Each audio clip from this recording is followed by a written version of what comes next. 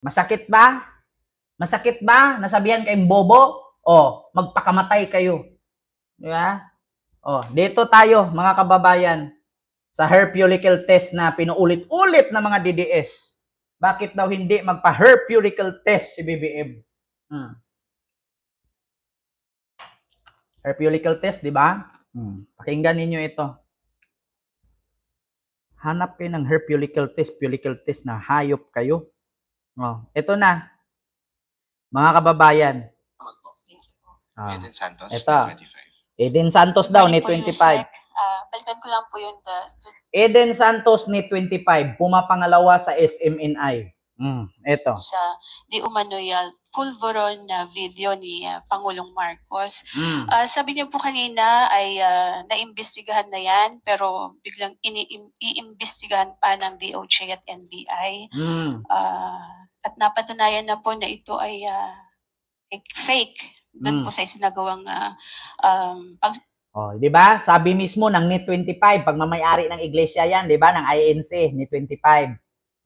Napatunayan na mismo na peke ang pulburon video na nilabas ni Roque at ni Maharlika. Anong sunod na tanong niya? Susuri from yung Indian company. Wala po bang plano ang Malacanang, especially ang Pangulong Marcos, na magpa-hair follicle test na siyang hinihingi po para matuldukan na itong issue po ng di umano'y paggamit ng ipinagbabawal na gamot ng ating Pangulo? Sino po ba ang humihingi? Marami po sa ating mga kababayan sa social media na nagre-react dito po sa ipinapalabas na video na ito. Actually, parang na-die down na po ito before dahil nga sasabi nga na Malacanang it's a fake. Pero biglang nabuhay after po nung ginagawang investigasyon mismo ng Ma'am Bibian, maraming salamat po sa yung super sticker. Thank you so much po. Preso ng kamera. Kaya po muling lumabas itong video na ito. And sabi nga po nung vlogger na si Miss Pebbles Conanan ay si Attorney Harry Roque, yung mastermind po nitong video. Pero inamin naman ni Miss Maharlika, yung another vlogger, na parang siya yung nagbigay lang kay Attorney Roque. Kaya ang tanong ko po, sabi niya sa social media hinihingi. Sino po in particular ang mga masasabi niyo sa akin na humihingi ng ganitong klaseng pag-test? Ma'am Aris, maraming salamat yung 500 yen super sticker. Thank you so much. Tanong ni Attorney Claire ngayon. Sino ba ang nangihingi ng hair follicle test? Kasi ang sabi ng reporter, marami daw nagtatanong sa media. Parang nangyari na ito sa tanong ni Jessica Suho dati na napahiya si Jessica kay Digong Ngunit, yung sagot ni Digong, nabubutasan siya. Ito. Ang ating pong mga kababayan sino po in particular? Pwede po sigurong ikaw na po ba? Sige po. Kayo po ang humihingi. Diba?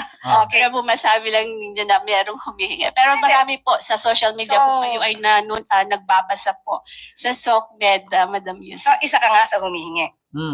Kasi po gusto niyo. Tanong ko nga, isa ka ba? Kasi we have to be specific on this. Isa ka ba sa humihingi? Si Lolo Di Mark Ramos, may gamit ang mga kababayan po natin. So, isa ka sa humihingi. Ayaw Actually, sumagot. I'm a journalist. Hindi naman po ako humihingi. Pero parang gusto ninyo na meron lang kayong basihan.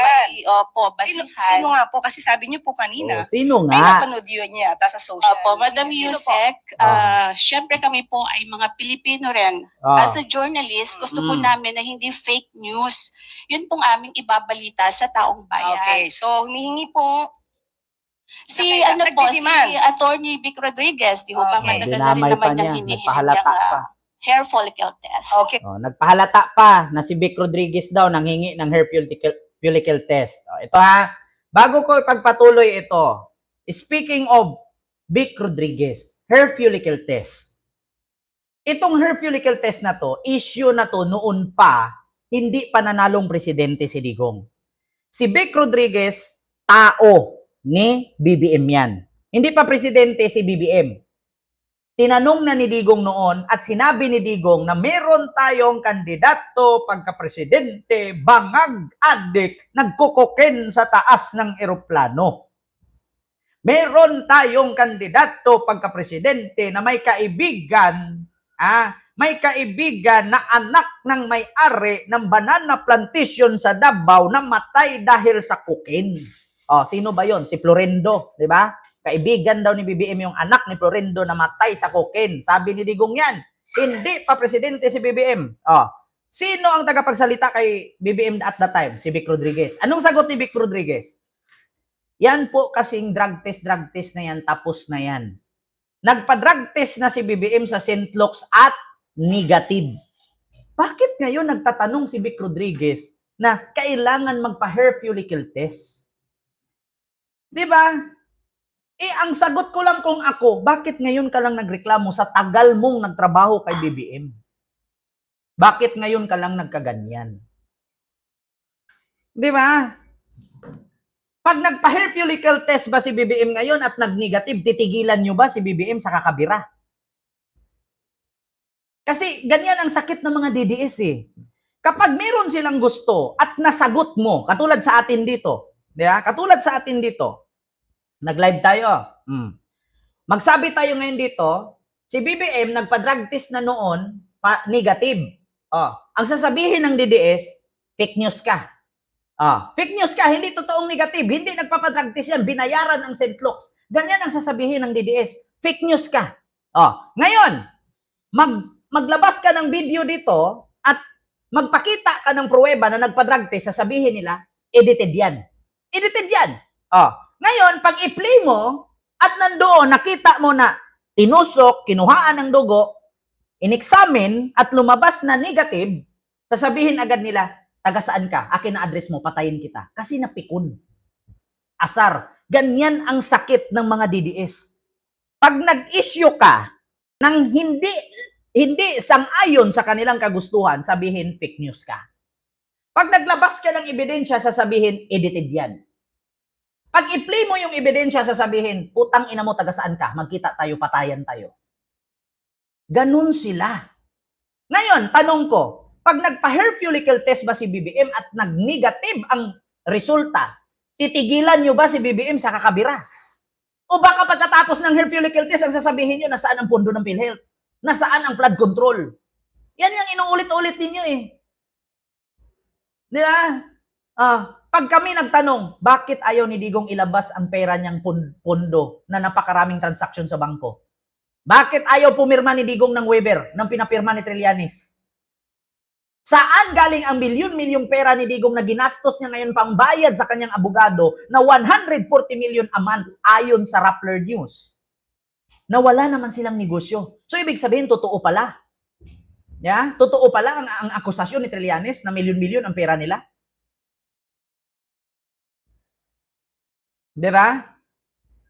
Yan ang mahirap sa inyo. Kapag nasagot kayo at nagpa-hair follicle test si BBM ngayon, titigilan nyo ba si BBM sa kakabira? Hindi. Bakit? Pagka napahiya kayo sa hair follicle test, isa lang naman sasabihin ninyo eh. Asaan ang pundo sa PhilHealth? Nasaan ang flood control? Walang takas si BBM sa inyo. Katulad kay First Lady Lisa Marcos.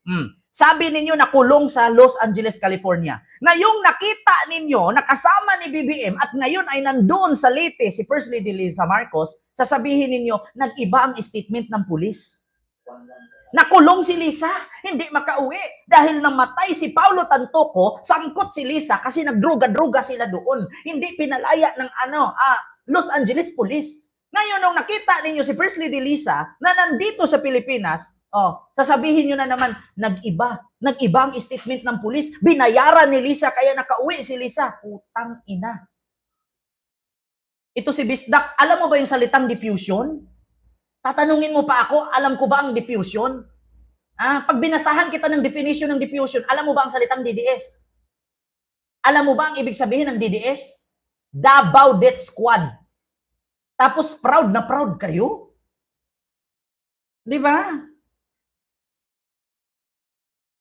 Tanong ka ng tanong ng diffusion, room spilling ka pa. Tang ina mo. Tanong ka ng diffusion, bago ka magtanong sa akin, isipin mo muna yung itanong mo sa akin kasi pag ibalik ko yan sa'yo, mapapahiya ka. Tandaan mo Kent Garcia ito. Channel ko to.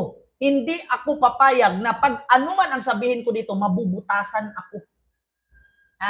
Kasi bago ako mag-live, pinag-aralan ko yan. Tangina, nag-live ako dito, nag-topic ako. Alam ko kung ano ang itanong ninyo at ibato ninyo sa akin. Kaya bago ako nag-live, nasa isip ko yan, anong itanong nila? Sasagot. Ready ako sumagot. Di ba? Utang ina, tanungin mo kung diffusion. Nakita mo na, di ba? Di ba hindi mo i-research? Ba't ako pa? Di maputol ako sa topic ko ngayon. Di ba? Yun ang sabihin ninyo, mga kababayan. Napapahiya kasi kayo. Kapag magpa-hair follicle test ba si BBM, titigilan nyo ba siya? Ito lang, napakasimple mga kababayan. Sabi ni Digong, meron tayong presidenteng bangag noon, bangag ngayon. Kung bangag si BBM, kung adik si BBM, bakit si Digong gumamit ng fentanyl? Mami Ann, maraming salamat sa iyong super sticker. Thank you so much po. Tanong ko lang, para saan ba ang fentanyl? Pakisagot mga DDS. Kung si BBM adik, anong fentanyl? Fentanyl, bisdak, tang ina mo. Fentanyl, fentanyl, hindi pentalin. Tang ina mo, ang bubo mo sumagot. Kaya nga wala kang views eh. Tang ina, ang hirap ninyo maging vlogger na blagiran kayo. Huwag kayong mag-vlogger nang wala kayong alam, nakakahiya kayo. Nagiging vlogger kayo sa kakakinig ninyo sa mga fake news. Fake news na nga, ikalat nyo pa. Bago kayo mag-content, bago kayo mag-vlog, pag-aralan nyo, bago nyo ibugas bunganga ninyo. Para di kayo mapapahiya. Fentanyl, hindi fentalin. Tang inang yan. Si Digong, sabi ni Digong, mayroon tayong presidenteng bangag noon, bangag ngayon, adik. Ang tanong, kung si BBM adik at bangag, bakit si Digong ang gumamit ng fentanyl? Isipin niyo para saan ang fentanyl? Simple lang mga DDS. Kahit grade 1 na intindihan. Ang fentanyl, ginagamit yan lalong-lalo na pag may cancer. Pangalawa, pag may sakit. Pangatlo, lalo pag burido ang utak. At isa din yan sa ginagamit pag nagpaparehab. Bakit nga ba nagpaparehab ang isang tao? Bakit nga ba burido ang utak ng isang tao at bakit siya nagfentanyl? Alam niyo ba ang rason ng paghiwalay ng tatay ni Sara at nanay ni Sara? Dahil sa may psychological disorder si Digong. Yan ang nakasaad sa kanilang annulment letter. May sakit sa utak si Digong. Painkiller yan. Pampatigil sa buridong utak. Yan ang ibig sabihin ng fentanyl. Tapos sasabihin niya ngayon, kailangan magpa-hair follicle test si BBM. Kung si BBM ba naman, adik, may sakit sa utak, sa tingin ninyo, uunlad yung ating bansa. Gusto nyo ipakita ko dito kung anong kadahilanan? Ito Duterte. So, pakita ko sa inyo para magsakitan na naman yung utak ninyo. Duterte annulment. Ay, nako.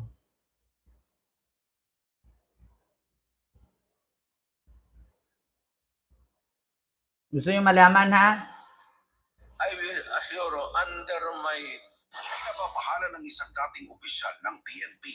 Psychological assessment kay Davao City Mayor Rodrigo Duterte noong taong 2000 na naging pasihan ng annulment ng pagsasama nila ng kanyang unang asawang si Elizabeth Zimmerman. Hindi siya kadalasan nagsisisi sa kanyang mga naggagawa. Ayon pa sa psychological assessment, mayroong narcissistic personality disorder o masyadong nakatuon si Duterte sa kanyang sarili. At dahil umano dito ay nasasaktan at nababaliwala niya ang damdamin ng ibang tao, maging ang kanilang karapatan. Base pa din sa assessment na kasama sa court records. Impulsive si Mayor Digong at hirap kontrolin ng kanyang emosyon. Hindi rin daw nakikita ni Duterte ang epekto ng kanyang mga ginagawa sa ibang tao. Sa huling bahagi ng assessment ng psychologist, sinabi na wala siyang sense of guilt o pagsisisi sa mga bagay na kanyang nagagawa. Sa halip. Nakita nyo? Meron siyang narcissistic personality disorder. Kaya siya'y nag-fentanyl. Ngayon sasabihin nyo si BBM bangag, si BBM adik. Putang inang yan. Bisdak in Africa, pag nilapagan kita ng mga achievement ni Marcos, magulat ka.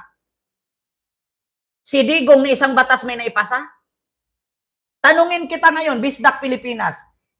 Or Bisdak in Africa. Bisdak Pilipinas tuloy. Si Bisdak Pilipinas, yung may bigote yun, hindi nagugupit. Kaibigan ko yun.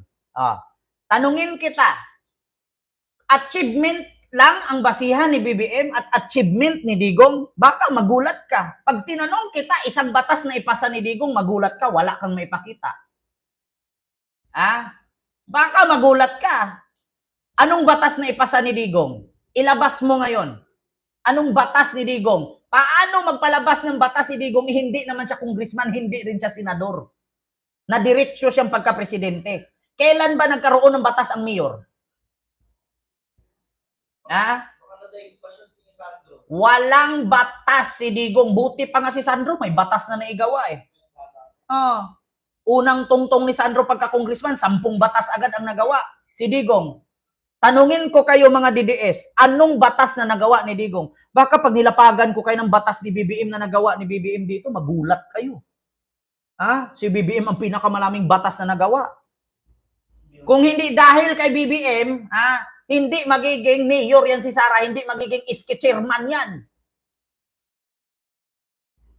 Putang inang yan. Diba? Tatanungin mo ko kung anong achievement at anong batas na nagawa ni BBM. Baka pag si Digong tanungin ko kayo, anong batas na gawa ni Digong, magulat ka, wala kang maipalabas. Maglabas ka isang batas lang dyan. Bigyan mo ko link dito, puntahan ko. Anong batas na nagawa ni Digong? Huwag mong sabihin, dahil sa passport at driver's license. Tangina mo, hindi si Digong may gawa niyan. Si Grispo at si Villar ang may gawa niyan. Baka magulat ka pag palabasan tayo dito ng batas na nagawa ni Digong at ni BBM.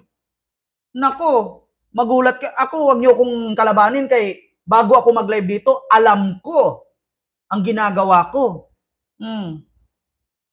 Di ba? Magbigay ka dyan. Sinong DDS nagmanood sa akin ngayon, magbigay kayo isang batas na nagawa ni Digong? Ang dami yung DDS dyan, may nailabas kayo?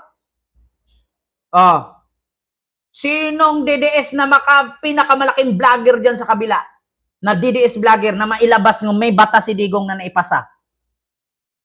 Maniwala pa ako si Bongo, may naigawang batas. Yung Malasakit Center. Ginawa niyang batas yan, resolusyon yan. Si Digong may batas? Walang batas si Digong. Tang-inang yan, Republic Act of 8080, Davao City Chapter. Meron pa. Batas ng pagmumura at batas ng pagpapapatay. Yeah. Ferdinand Marcos Jr. pinirmahan ng batas para tignan nyo Kita nyo, gusto nyong batas na malalaman? Ayan I-research nyo isa-isa yan. Yan yung batas na nagawa ni Marcos sa 15th Congress. Pag-explain ko sa inyo isa-isa yan, hindi tayo abutan tayo 2 araw dito. Ma'am Selpa Glory, maraming salamat sa yung $20 super sticker. Thank you so much. Ayan yan ang lahat ng RA 1 to 20 at 54 bill passes into law. 54 na batas ang nagawa ni BBM. Kay Digong, i-research ninyo kung may batas na nagawa si Digong. Putang ina, paluin ko martilyo kung may pagpalabas ng batas na nagawa ni Digong. Putang ina ninyo. 54 ang batas na naipasa ni BBM sa 15th Congress. Si Digong, wala ni isa. Maskin si Sara nga, walang batas na naigawa Kakahiya kayo. Ngayon, mga botante, basihan ninyo ang politisyan na gumawa ng batas. Huwag yung gumawa ng kabulastugan at pagnanakaw. Pagyayabang ninyo kung anong na-achievement ni Digong. Walang achievement si Digong. Asan ka, Bisdak? Nagtawag ka ng grupo? Nanghihila ka ng kasamahan mo? Huwag kang mag-vlogger kung hindi mo ako kaya. Sinong DDS dyan na nanood sa akin, maglabas kayo ng isang batas na naipasa ni Digong. Isang batas lang na siya ang may akda.